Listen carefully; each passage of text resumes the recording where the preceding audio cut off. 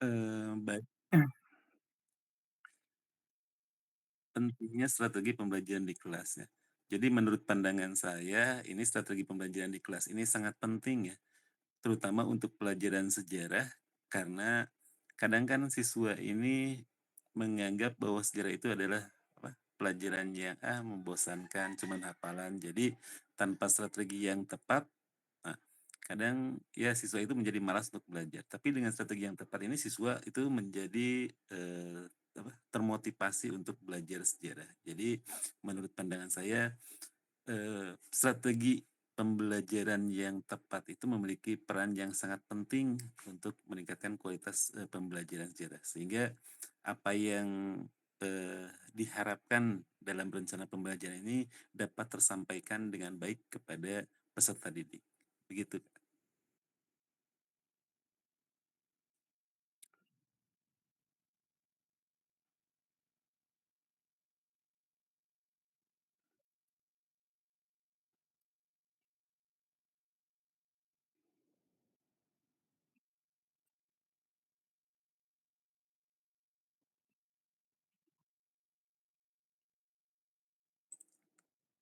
Oh iya, eee, ada kalau saya sendiri sih ada apa ya, ada mungkin ada perubahan. Dulu seringnya sih pakai Eee, ceramah atau mungkin sekarang dikenal dengan ekspositori ya.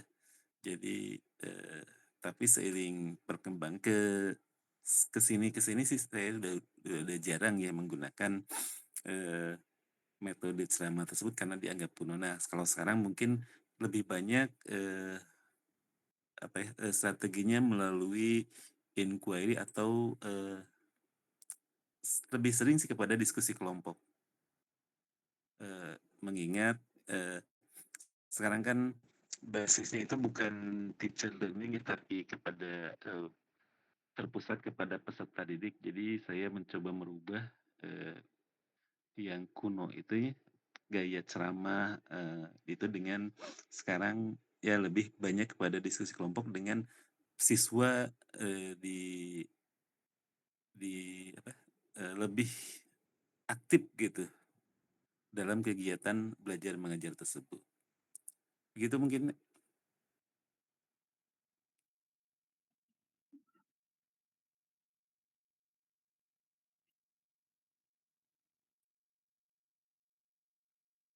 Iya betul. Mhm.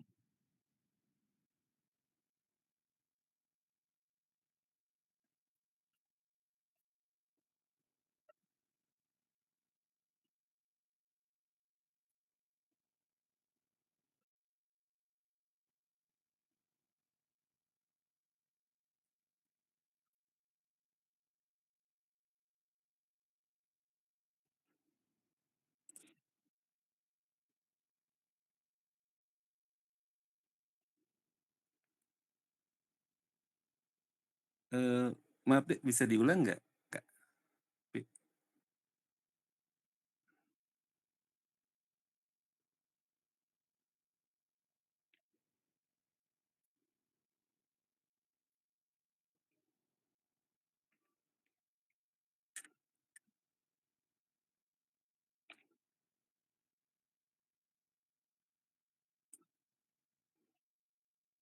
oh iya baik. Eee, Biasanya kalau seperti biasa sebelum kegiatan belajar mengajar, ya kita menyusun dulu rencana, pembelajarannya atau RPP. Nah, kemudian setelah tersusun baik, kemudian, di dalam kelas, eee, kegiatannya pendahuluan ya, misalnya saya akan membahas misalnya yang menarik itu biasanya yang kontroversial ya, eee misalnya tentang peristiwa G30S gitu. Nah, awalnya saya kemudian menyampaikan secara singkat tentang peristiwa tersebut, kemudian, membagi beberapa kelompok sesuai dengan, apa, eee, kontroversi-kontroversi tersebut ya. Misalnya ada 5 pendapat, nah kita bagi menjadi 5 kelompok, kemudian mereka disuruh berdiskusi dan apa, melakukan pendalaman materi tentang, pendapat-pendapat mereka tentang, kontroversi Gerakan 30S tersebut. Nah, kemudian setelah itu, setelah, mereka selesai, berdiskusi dalam kelompok, kemudian mereka disuruh untuk mempresentasikan ke depan, tentang, hasil diskusi mereka dan sekaligus mempertahankan pendapat mereka, tentang keyakinan bahwa inilah penyebab dari, gerakan 30S tersebut. Tentu saja kelompok yang lain juga berhak untuk menyanggah. Nah, setelah itu, setelah semuanya selesai kemudian, saya, sebagai guru juga kemudian melakukan kesimpulan dari, eee, hasil dari diskusi kelompok tersebut. Nah, jika tadi ada misalnya siswa yang dianggap spesial lah gitu, jadi dia itu kurang memperhatikan atau enggan dalam diskusi atau, cenderung ya kelihatannya ngantuk misalnya di kelas. Nah, biasanya saya itu memberikan, eee, s eee, memberikan perhatianlah kepada siswa tersebut.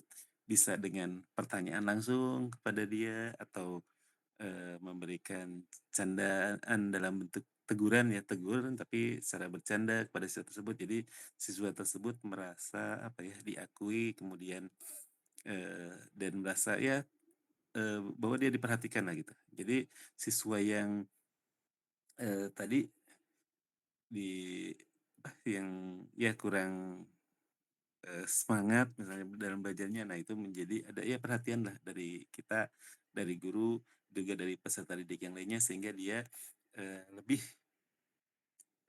tertarik gitu untuk mengikuti pembelajaran dalam menggunakan metode, diskusi kelompok tersebut. Mungkin itu, maaf,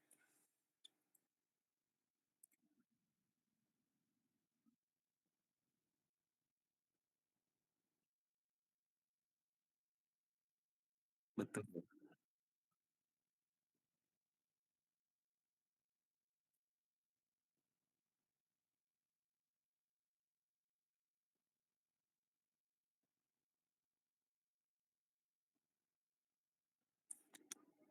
Eee, sebagai seorang guru tentu saja kita terus ya berusaha, tidak ada kan guru yang ingin peserta didiknya tidak sukses, semuanya ingin menjadi sukses. Sehingga, eee, saya ya sekali lagi terus aja berusaha mendekati siswa tersebut, memberikan pemahaman kepada siswa tersebut. Bagaimanapun,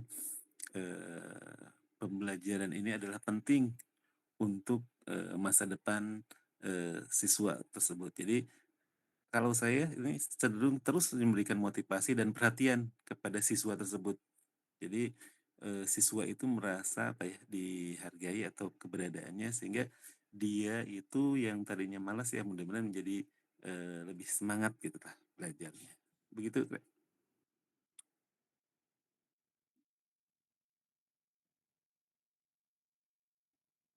Mhm.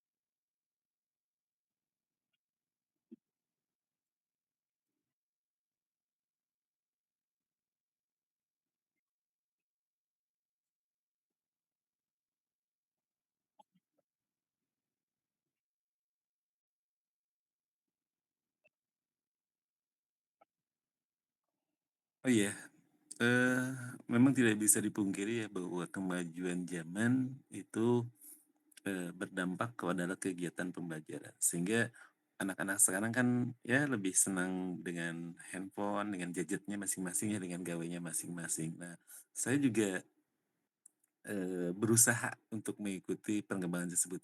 Zeitgeist atau dalam bahasa ya Jermannya itu mengikuti jiwa zamannya, emang zamannya seperti ini. Sehingga banyak materi-materi yang akhirnya ya dikaitkan dan sekaligus saya juga menggunakan media-media ya yang dianggap kekinian lah.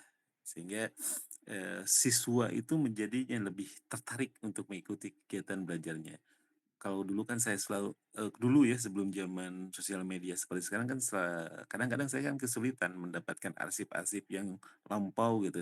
Tapi kan sekarang dengan kemajuan zaman sehingga lebih mudah kita mencari mencari di YouTube, di ini tentang apa, video misalnya tentang, ya, Indonesia pada masa zaman kolonialisme, zaman Belanda, zaman Jepang, sekarang, ya agak lebih mudah lah untuk didapatkan. Nah, itu saya pakai untuk kegiatan pembelajaran, nah sehingga siswa ini lebih semakin, tertarik gitu ya, untuk mengikuti kegiatan belajar dan sekaligus kepada siswa juga saya ditekankan seperti itu. Jadi, kamu jangan hanya cari-cari yang, eee penggunaan sosial media yang nggak benar, tapi cobalah menggunakan sosial media itu untuk mencari ilmu pengetahuan, termasuk sejarah juga. Nah, mungkin seperti itu yang saya gunakan.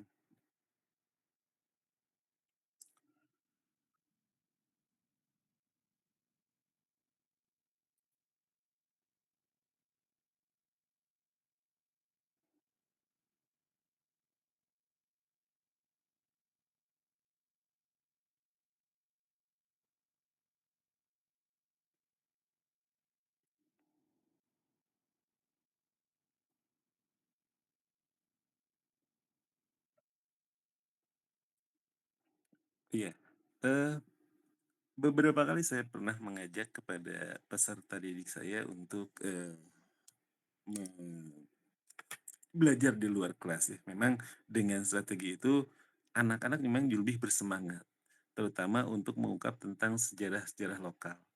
Kalau,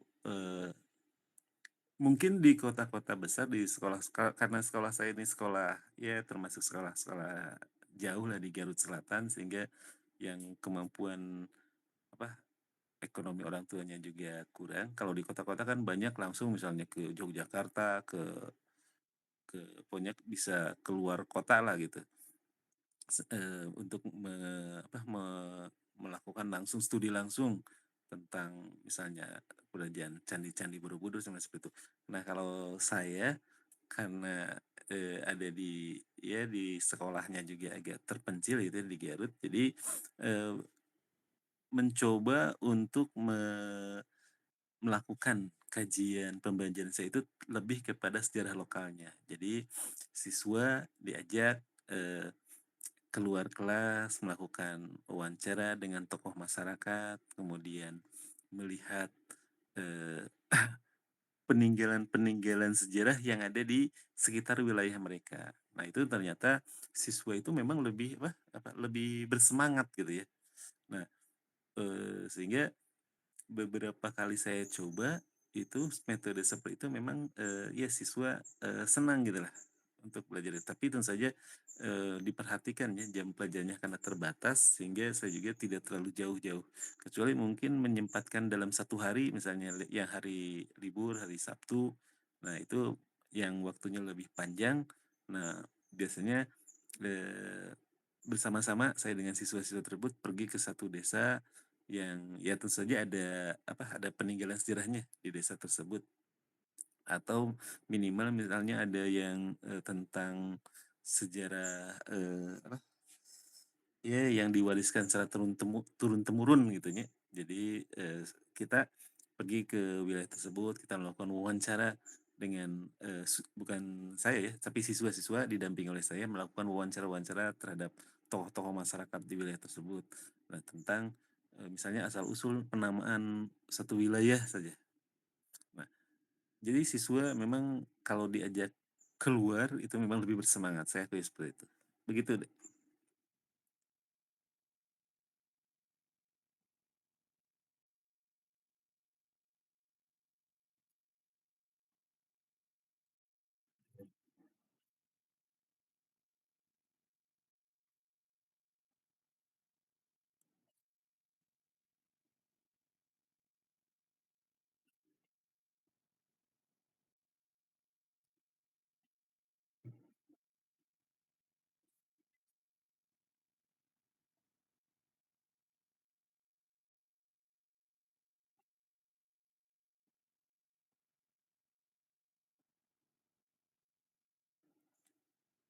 Kalau untuk evaluasi biasanya, saya cukup beragam ya, ada beberapa.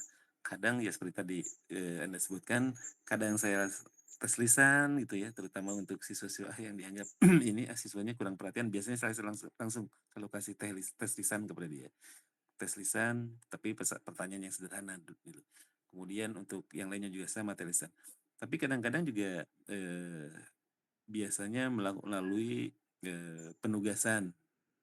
Penugasan secara individu, penugasan secara kelompok, eee, siswa, itu disuruh misalnya membuat sebuah paper, atau makalah ya tentang, suatu peristiwa.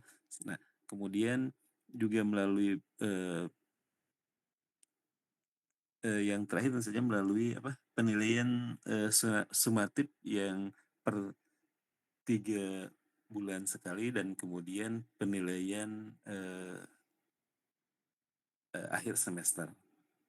Nah, itu juga sama bentuknya beragam, ada yang melalui tulisan, kadang juga hanya melalui sebuah, makalah, dan bentuknya juga sama beda-beda. Ada yang, bentuknya melalui tulisan, ada yang juga melalui, CBT atau penggunaan, komputer atau gadget. Nah, seperti itu berarti.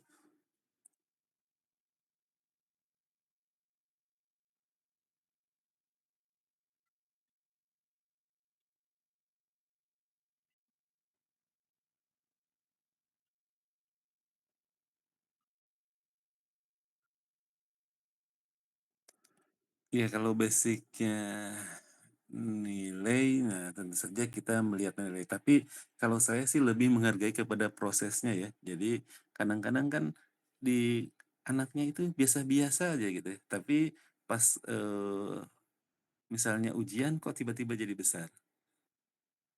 Nah, biasanya saya disandingkan dengan, apa, kebiasaan atau tes harian yang ada atau ulangan harian yang saya gunakan. Ya, biasanya itu di disandingkan. Nah, kalau misalnya dianggap, sesuai, biasanya saya menganggap, "Oh, berarti pelajaran saya ini sudah tercapai tujuan pembelajarannya." Memang seperti itu ya. Bagaimanapun nilai acuannya apa, acuan kita kesuksesan itu pada akhirnya kan berdasarkan kepada nilai gitu ya.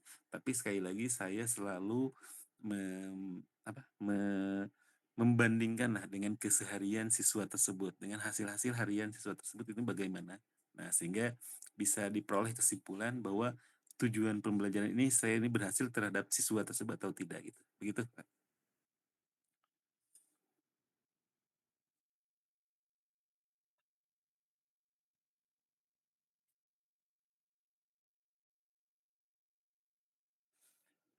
Oh iya, baik, pertanyaan yang bagus. Jadi memang banyak ya kalau disebut, apa, faktor-faktor yang mendukung, strategi pembelajaran, terutama pembelajaran sejarah ya. Jadi, bisa jadi faktor dari dalam, si pendirinya sendiri, misalnya saya kalau, motivasinya untuk mencerdaskan peserta didik, nah kemudian, faktor juga dari siswanya sendiri berminat, minatnya tinggi. Nah, kemudian jangan dilupakan juga faktor pendukung dari, sarana dan prasarana yang tersedia. Jadi, eee, ya faktor internal dan eksternalnya, sangat mendukung kalau menurut saya, jadi untuk tersuksesnya strategi pembelajaran, suatu strategi pembelajaran begitu.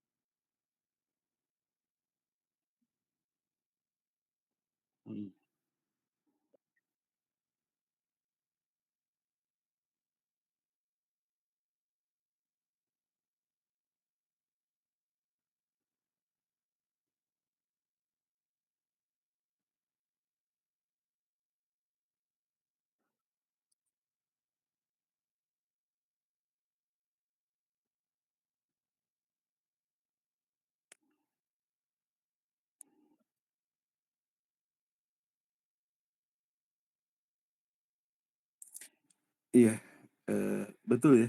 Jadi emang terutama saya ya di tingkat SMA, tidak bisa dipungkiri memang kadang-kadang ada ya siswa-siswa yang ya melakukan bullying meskipun memang bullying-nya ini secara apa ya, Heureuy lah gitu kalau dalam bahasa Sunda mah. Tapi tetap saja ada, apa, unsur bullying dalam, candaan siswa tersebut. Nah, kalau biasanya kami ya gitu, kalau melihat seperti itu ya kalau seperti itu tidak segan untuk, menegur, memberikan penjelasan kepada, siswa yang melakukan bullying tersebut bahwa tindakan, dia itu tidak sesuai dengan norma yang ada. Kemudian orang yang mendapat bullying juga, biasanya kami memberikan, motivasi, dorongan bahwa, dia itu tidak seperti apa yang oleh, siswa yang lain tersebut. Nah, tapi biasanya ya perhatiannya emang dua-duanya, orang yang dan juga orang yang dibulinya. Untuk orang yang membulinya, nah biasanya kami memberikan teguran, secara lisan, kemudian memberikan penjelasan.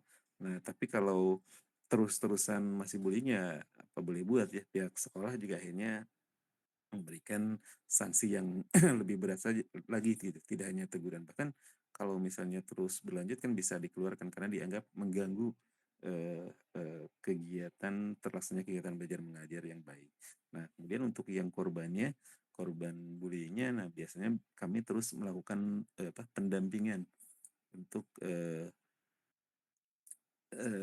kepada siswa tersebut. Nah, dalam kegiatan pembelajaran, nah akhirnya dikaitkan dengan kegiatan pembelajaran ya, nah di kelas juga, misalnya meskipun kita mengajar sejarah, tapi ya itu selalu disisipkan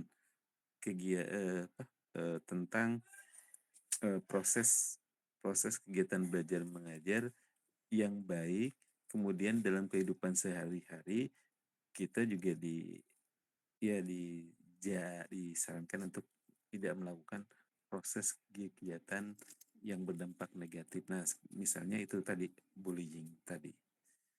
Mungkin itu.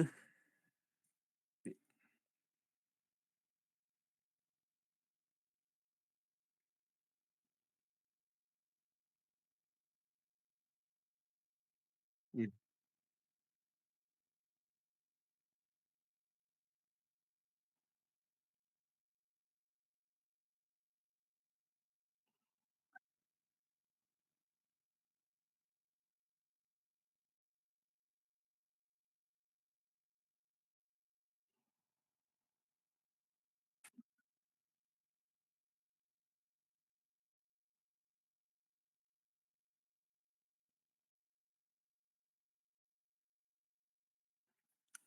Iya, sering juga sih mengkaitkan kegiatan peristiwa-peristiwa yang lalu yang dikaitkan dengan peristiwa-peristiwa yang sekarang. Karena memang sejarah itu kan berulang ya, tapi hanya waktunya yang berulang. Nah, misalnya saya selalu banyak ya mengkaitkan peristiwa-peristiwa sejarah, misalnya peristiwa bagaimana Pak Soekarno digulingkan, bagaimana Pak Soeharto juga akhirnya terguling, bagaimana Presiden Abdurrahman Wahid dimakzulkan oleh DPR.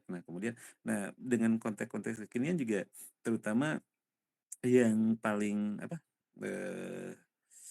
banyak dikaitkan dengan peristiwa sekarang adalah tentang masalah, oleh saya gitu ya, tentang adanya kecenderungan tentang disintegrasi bangsa. Kita pernah mengalami beberapa kali, disintegrasi bangsa Indonesia, misalnya dulu ya, misalnya ada tentang kita bahas RRI atau Permesta, nah dikaitkan juga dengan peristiwa sekarang sehingga tidak lagi kejadian kita misalnya dulu ada gerakan Aceh Merdeka, sampai sekarang juga masih ada Papua Merdeka, ada Republik Maluku Selatan. Nah, itu yang dikaitkan dengan, keadaan-keadaan sekarang, nah ditanamkan jiwa-jiwa nasionalisme kepada peserta didik, nah sehingga peristiwa-peristiwa yang lalu ini tidak pernah, terulang lagi. Intinya kan gitu, sejarah ini, kita belajar sejarah, nah supaya tidak jatuh kepada lubang yang sama. Dulu kita mengalami beberapa kali pergolakan, nah sekarang, nah jangan sampai lagi itu terjadi.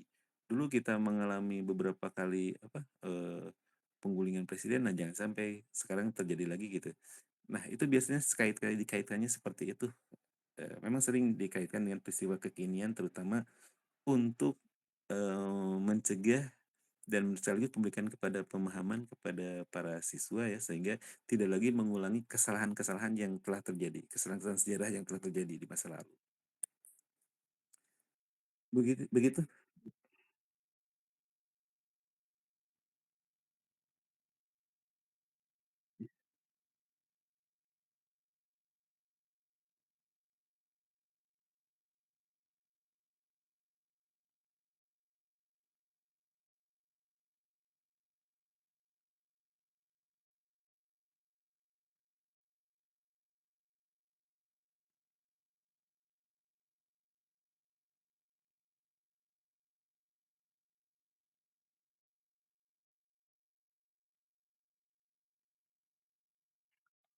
Oh iya baik. Memang, eee, banyak, ya banyak sih, bukan ada beberapa siswa-siswa yang biasanya sudah selesai jam sekolah mendatangi saya, kalau ke rumah jarang sih karena jarak rumah saya ke sekolah juga jauh, jadi kalau ke rumah jarang sih anak-anak siswa. Kecuali memang dulu ada satu siswa yang memang, saya masih ingat namanya Atip, itu dia sering ke rumah saya meskipun jauh jaraknya, hampir kan saya ke sekolah ini hampir 40 kilometer jaraknya, tapi dia sering ke rumah saya, sekedar berdiskusi dan emang sekarang dia jadi anak yang sukses ya kerja di Jepang gitu. Eee, di sekarang juga banyak siswa-siswa yang misalnya karena saya, tinggal di kantor gitu ya, tidurnya di kantor jadi selesai pembelajaran biasanya mereka main ke kantor, nanyakan saya ngobrol-ngobrol ringan dengan saya tentang terutama mereka yang tertarik dengan sejarah gitu ya, berbicara tentang sejarah dan alhamdulillah biasanya siswa-siswa ini kalau iya saya lihat gitu ya, alhamdulillah ya jadi orang-orang yang sukses lah untuk, ukuran saya gitu ya mereka itu. Dan sekarang juga misalnya, pulang sekolah mereka pulang dulu ke rumah main lagi apalagi sampai, bulan Ramadan gitu ya, ngabuburit datang ke sekolah, ngobrol lagi dengan saya biasanya gitu di lobi. Nah jadi emang banyak sih, siswa-siswa yang di luar jam pembelajaran juga di luar jam sekolah gitu ya, yang main gitu ke sekolah untuk ngobrol-ngobrol dengan saya. Terutama mereka yang tertarik dengan sejarah biasanya sering gitu ngobrol-ngobrol tentang sejarah. Ya gitu deh Alfi.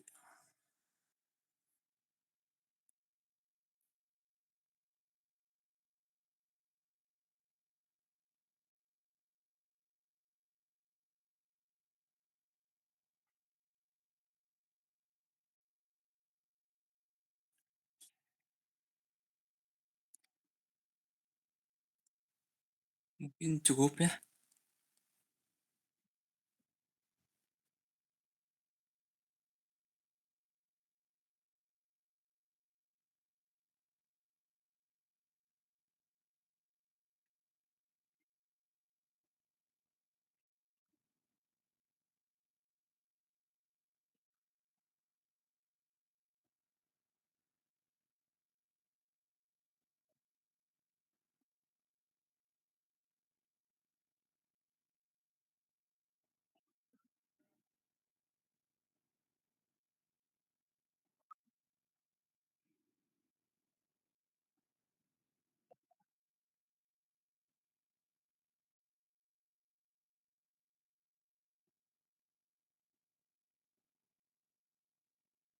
Amin. Hmm,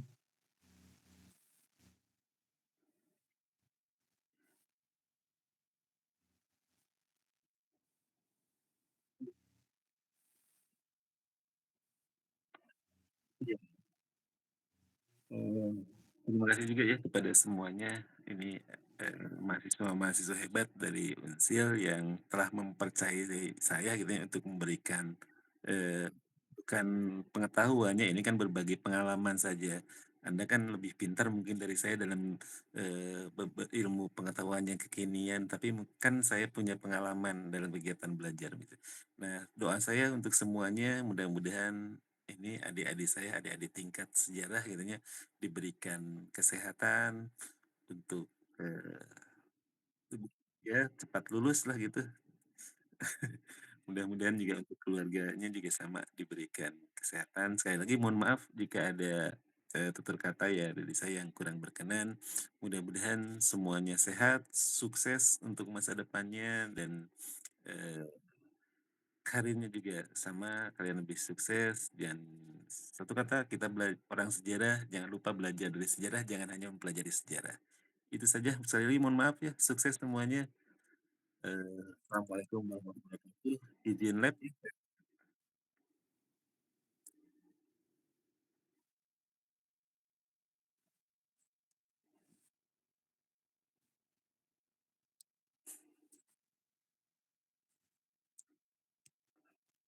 Terima kasih.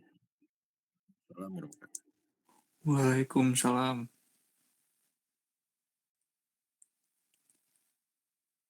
Terima kasih Bapak.